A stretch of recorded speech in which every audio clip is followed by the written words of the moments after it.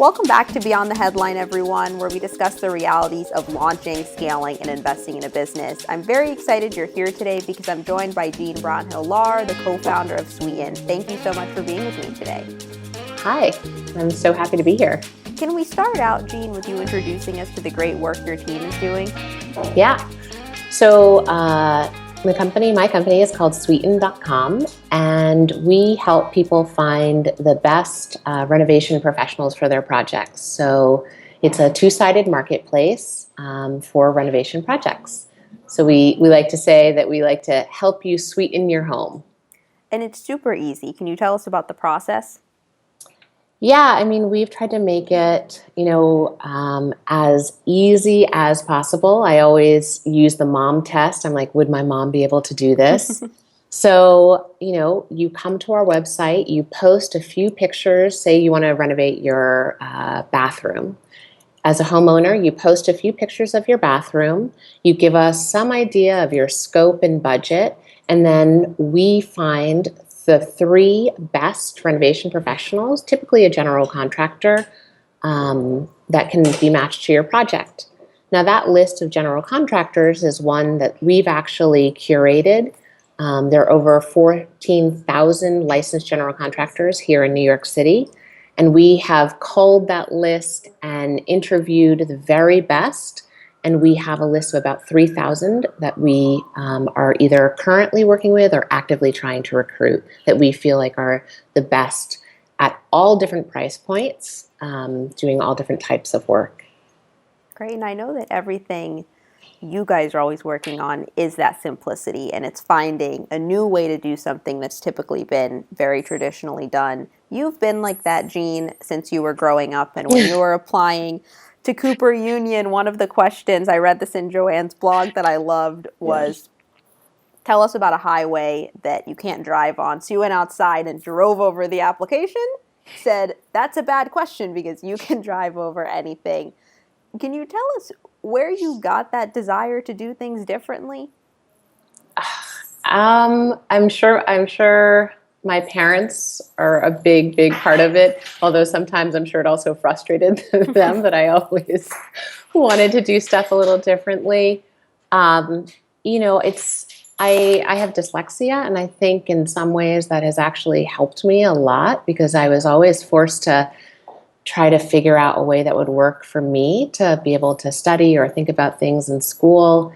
And yeah, I don't know, my brain has always been a little different and trying to come up with really simple ways to learn stuff. And I think that translated to some of the work that I did at Sweeten. Prior to starting Sweeten, you had a senior role at Coach, which you decided to leave when you found out that a male executive in a junior position was making $40,000 less. Why did you leave? Why was that so important to you?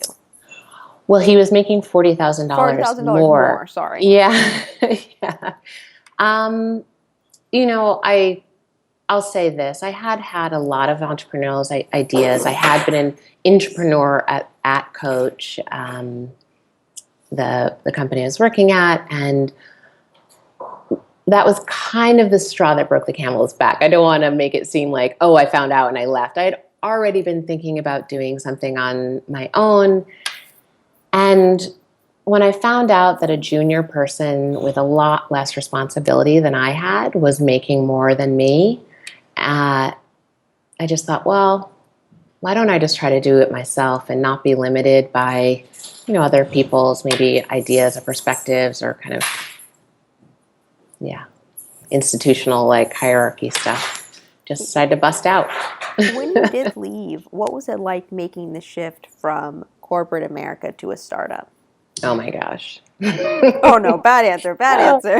No, the first few months I kept being like, where's the IT guy? Like, who's going to fix the printer? It was all really technical stuff. It was a shock. I'll tell you that, to go from not only having the operational structure to work within, but also just you don't realize how much of a shield the corporation is for you. So when you hand people your card, it's like, I'm from this company, and it tells them so much about you. It's like, Oh, you that's know, true.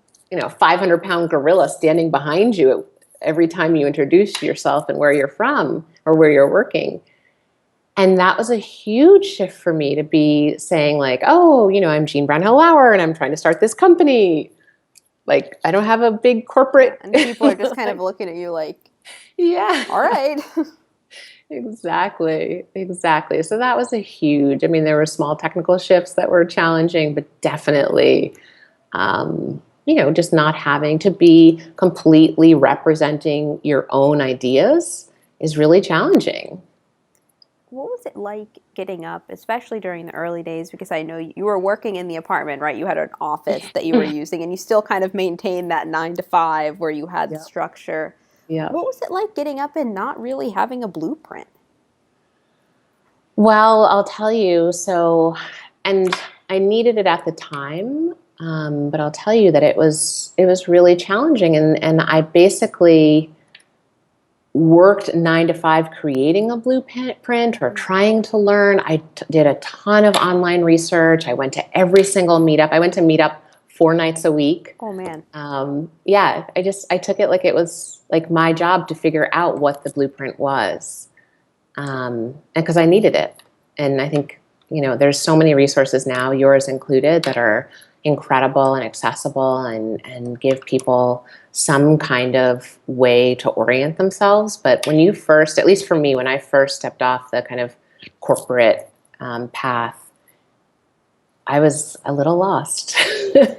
I think you've said it best in a previous interview that being an entrepreneur means standing by yourself, and that's extremely scary. Yeah. Yeah, it is.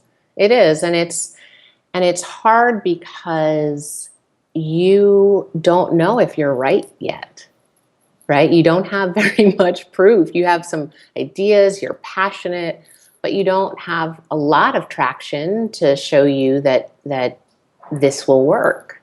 And so yeah, it does feel, I mean, now I have a team and we have traction and I can understand like, oh yeah, this is working. But when you first start, you are by yourself in a very deep way. Shortly after that, you moved the 9 to 5 to Starbucks hmm with your co-founder. What was that hmm like? So luckily for me, I found an incredible co-founder, Shira Nuss, who also has a ton of discipline. She comes from architecture background, just like I do.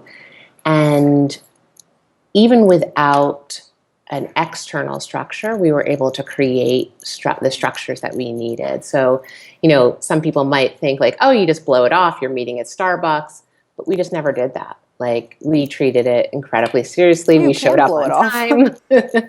Yeah.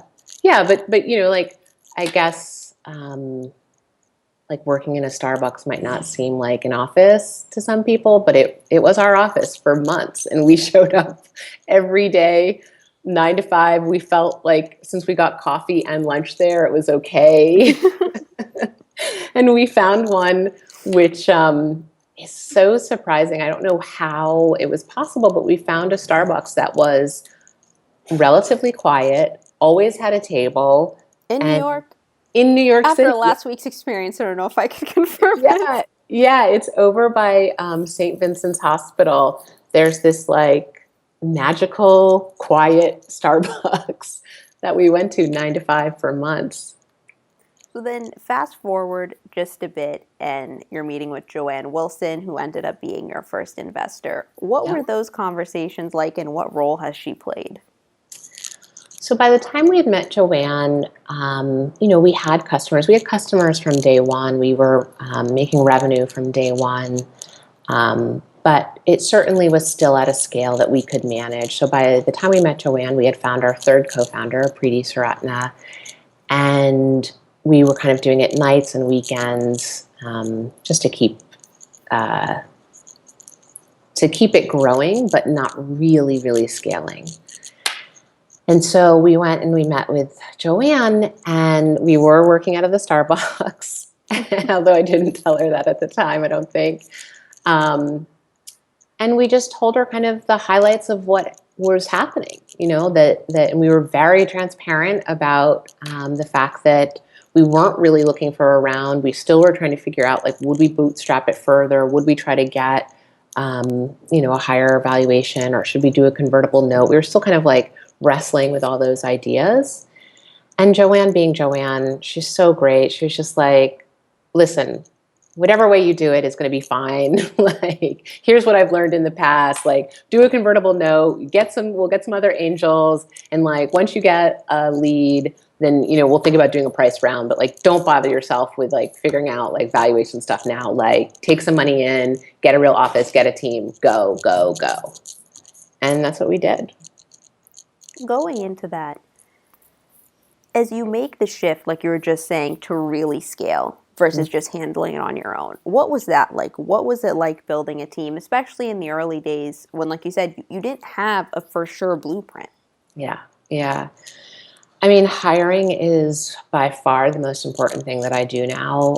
Recruiting and hiring, obviously, fundraising is part of that. But, the team is everything.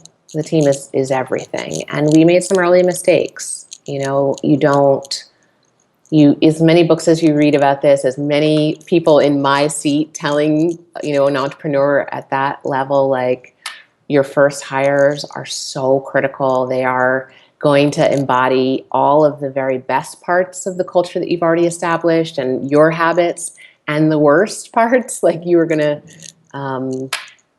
possibly be mirroring your own work habits and own personality, and that you have to really be mindful of that and kind of screen to complement, but also to correct some of the things in that early culture that you want to build on, but you don't want to, bring forward some of the negative things. And, when we brought on a couple folks early on that were just not the right fit. And it took me a couple times to realize, to identify what the culture was that we wanted to build, identify what the attributes, the character attributes that we were looking for, not just the technical skill. I think that especially for entrepreneurs, especially for type A people, you can really be hyper focused on the technical and forget or just not prioritize the character and the culture fit in the way that you should. And I learned that early on, and has definitely been my mantra since. And we have an awesome team. Awesome. As you discuss culture, how would you describe the Sweeten culture? So we have essentially 3 basic things that we look for. Our culture is filled with people who really want to win. And that means, they don't want to be right. They don't want to be... Oh, that's a good one. I like that. It's a huge difference. It is you can't imagine how many folks that we've had to, super smart, super great, we've had to screen out because we're like, oh, this person wants to be right. They don't want to win. And that's a really different mentality. Second, they have to be the type of person who naturally wants to help other people, right? So whether that's your coworker or our clients, we're a customer-facing business, right? Our customers are our general contractors, our interior designers, our architects, and our homeowners. We have to be, and we're a service marketplace. We have to be service-oriented, and we're a startup, and so we have to be helping each other. And then the last one, I don't know if you have a bleep or a swearing Nope, all allowed. No assholes. No assholes. Right? So that has to do with a certain amount of ego that just we can't deal with in a startup. A certain just like lack of self-awareness. No assholes. If you keep those 3 things crucial to you, how do you identify that in the hiring process? Because you're not just going to like come up, so are you an asshole? Yeah. It's challenging. I mean, we've come up with a multi-step process of, phone screening, face-to-face interviews. They have to meet multiple people on the team, For more senior hires, I have them come out to a social event with the team, and then I get feedback from the entire team about them. Yeah, you certainly, one interview will not do it. Does hiring get easier? Hiring gets easier if you make the right hires for the people who are hiring. Right? So if your senior staff or, understand the culture that you're trying to build, understand the people that you want to be, around you every day, then absolutely it gets easier. If you get it wrong at the top, it just keeps going wrong. What do you think is a misconception about hiring? What is a misconception? Well, I don't think anybody thinks it's easy. Okay. If they do, I don't think they've done it before. A misconception about hiring. Just something that's come up in your own experience that you couldn't read about in the book. Yeah, I mean, I think the biggest misconception I had was the technical component. There is certainly a minimum technical competency that you need to look for, but really, certainly for senior people, it is 90% character and 10% technical competency. That's a big one. Yeah. Oh, yeah.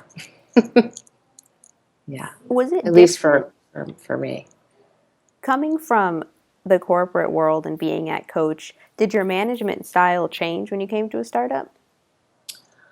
Yeah, I mean it has to. When you're in a large organization like that, like the plane is already built. You're just kind of in it, like doing your job, but the structure, the framework, it's all in place. In a startup, you have to be managing people to not only be working effectively inside the structure, but they're also building the structure as they're inside of it, right? And so that is a totally different type and way of managing people because the level of uncertainty and the level of uncertainty that you have to get them to be comfortable with is, I mean, it's not even related to the comfort and stability of a corporate environment. What are some ways that you've achieved that? Well, we have a really rigorous testing culture, and so I've just tried to get people really comfortable with the idea that it is all data. So failure, success, it's just all data. So what people are judged on is the amount and execution, the creativity and the amount of tests that they can come up with and their ability to execute on those tests, right? The failure part is just, that's data. Cool, next. Didn't work, great. Keep going. Yeah, so I really have tried to, and it was hard because, we didn't have that culture when we first started, or we didn't have it so structurally integrated into the company when we started, and now it is a core piece of our business. It is a core structure in our organization that everything is a test. Everything is a test, and the results are just data. And so there is no failure. No one's going to be mad at you if it's wrong. I don't even know what that means. It just means that cool, now we know that doesn't work. That's good. We won't do it again. How about for when you bring on new hires? How do you integrate them into that? Because I think it's nerve-wracking when you first come in to share an idea. Yeah. Yeah. So we have a ton of different ways. Our onboarding process is pretty rigorous. We have a multi-step onboarding process where we really try to get people to understand our culture, to understand the formal and informal mechanisms at their disposal. So, we have informal lunches that managers do, or a lunch with me. We also have we just started using a company called Waggle, which we're really excited about, that allows for folks to ask me any question anonymously that they'd like.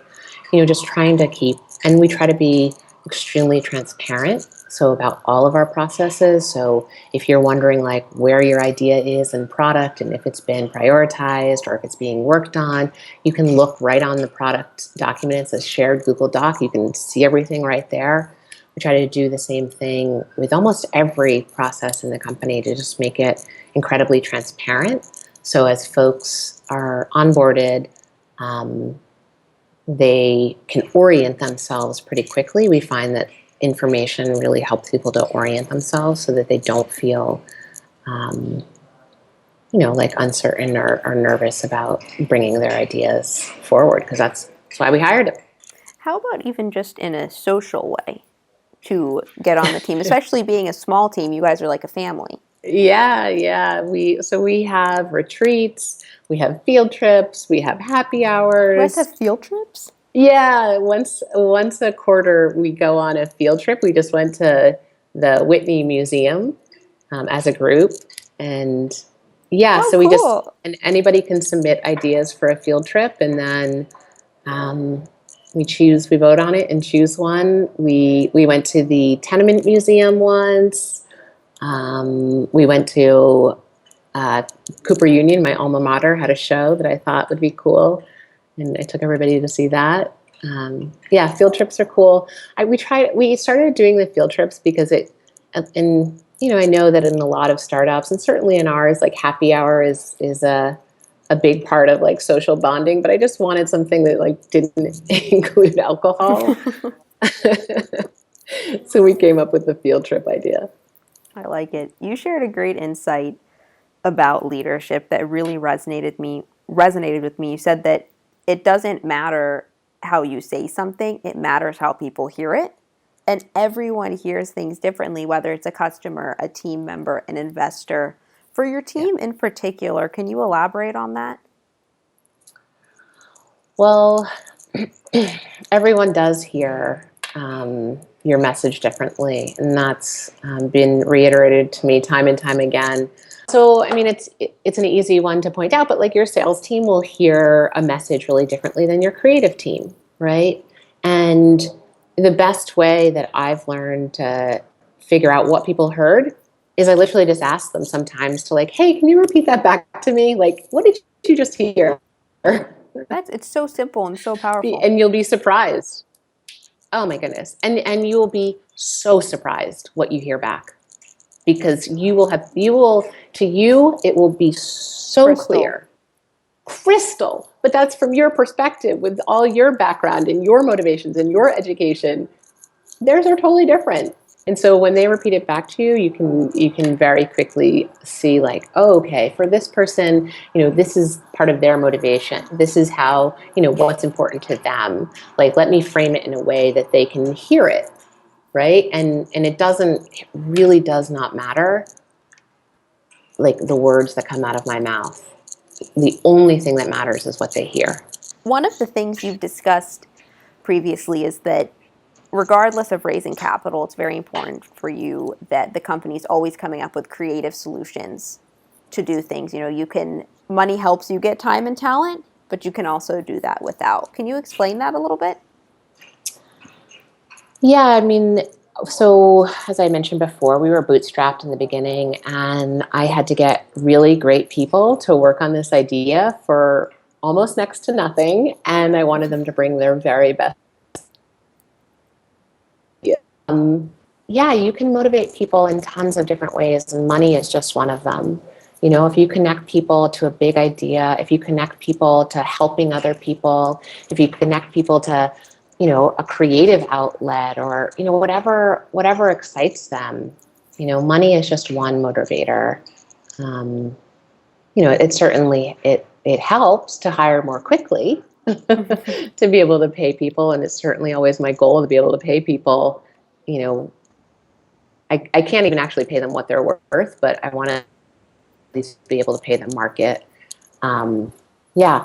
So money is one way to get talent, but you can motivate talent in many different ways. And the funny thing is you realize once you are funded and you are paying people market rates, that's really it's maybe 50% of it, right? People don't show up with their best ideas if they're not happy, if they're not feeling like they can, come to work like as their whole selves, whether that's they're in a good mood or a bad mood, whether, they you need them to come with everything so you get their very best. One of the things that also has to do with those creative solutions, not necessarily related to team members, is the great work you guys have done on your blog, which I was sharing with you. I did not know was a marketing tool. I was just really enjoying it. So Sweeten got in my head. Can you tell us about that approach? Yeah, well, it actually came out of necessity. In the beginning, it was a very inexpensive way to market ourselves. And we thought, what better way to share the work that we're doing, to tell, the homeowners stories. I'm sure you noticed on every blog post, anytime the homeowner will let us, we try to show the actual homeowner, because for us, it's like the people are first and then the renovation is second. Um, yeah, we love our blog. It's a really big part of our marketing strategy, if you call, content marketing. But really, it came out of just an impulse to help educate people and make renovating much more accessible and, give them like an entry point. Our hope is that you look at the blog and you're like, oh, that person's just like me, and they like actually got this renovation done, or like, like, wow, I love her taste, and like, you know, she looks like she's probably like could have been a friend of mine, or that's the family I want to build. Yeah, just making it really accessible to people, because again, coming from like a traditional architecture background, I was just so tired of people being intimidated by architecture or by renovating. Like, this is your home. You're creating your home, and it should be, you definitely should not be intimidated by it, and you shouldn't, not just enjoy the results, like the end, but also enjoy the process. And that's like a really big part of why we started the blog, is to let people see that the process itself can be really, enjoyable. Glad you mentioned process, because that's the root of everything that you guys are doing. Paint the big picture for us. What are some of your goals over the next couple of years? So we definitely want to be in more cities than New York City. We get a ton of requests from pretty much every major city. So national expansion is a huge goal. Beyond that, we really have internal goals for just helping homeowners and general contractors have the very easiest experience with the kind of paperwork and that part of the process as possible, because it can be overwhelming, and whatever we can do to make both of their lives easier, right? So our general contractors are awesome. They're great men and women who care about their craft, who care about customer service. They just want to do an awesome job. They don't want to do paperwork, though. They don't want to do biz development. They don't want to, that's not like, nobody goes into contracting because they love business.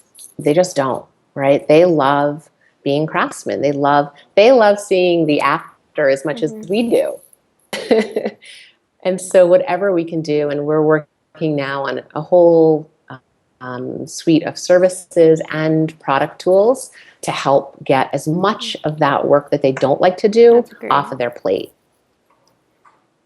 So, Jean, before we go, we always end with a couple of life questions. So, of course, these are fun Oh boy. and more important. The first one, get ready. If you were an ice cream flavor, what flavor would you be? Oh, if I was an ice cream flavor, what flavor? My favorite flavor popped into my mind, which is coconut. But I'm not sure if I would be coconut. That's a tough one.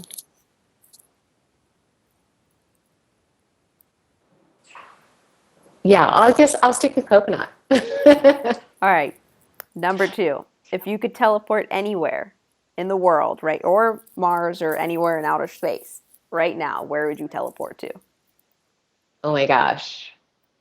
I would teleport to the edge of the Milky Way, and hopefully there I could see other Yeah, just the edge of the Milky Way. I'd like to see the whole like solar system at scale laid out. That'd Small be awesome. request. Small Yeah, request. I mean, hey, if I do anything, let's do it. But I actually never used to bring up outer space until someone I interviewed was like, "Oh, I'd go to Mars. I've been everywhere on Earth." And I was like, "All right then. That's one way to do it."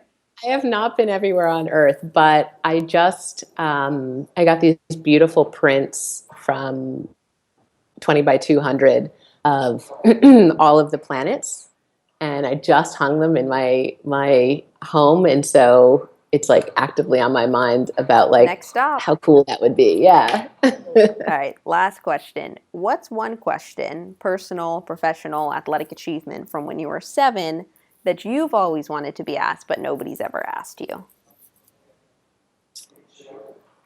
Since I was 7. Oh no, I'm just like, it could be anything. Something from like an experience from your childhood, something that you do today, but something that no one ever brings up but you would love to talk about.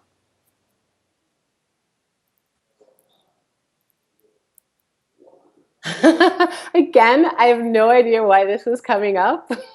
That's why I like these questions. You never know what you're going to get. I literally have no, but, and I think what you're asking is like something that you're proud of that maybe people, because they ask anything. very traditional questions of like, oh, your first job, whatever. I'm still really proud and did really well in like high school chemistry. And I would talk more about that if like people asked me about it. High school chemistry. How did you survive that class? I did horribly. I loved it. Jean, I can't thank you enough for spending time with me today and sharing the great work you guys are doing. How can everyone stay up to date with Sweeten and with you so they can know when you're coming to their city? Yeah, so definitely just sign up for our newsletter. It's right on our blog, blog.sweeten.com. And yeah, our newsletter typically has everything that we're up to. Perfect. And read the blog. It's great. Yeah, read the blog. Awesome. Thank you so much. Thanks. I'm so happy that you like it.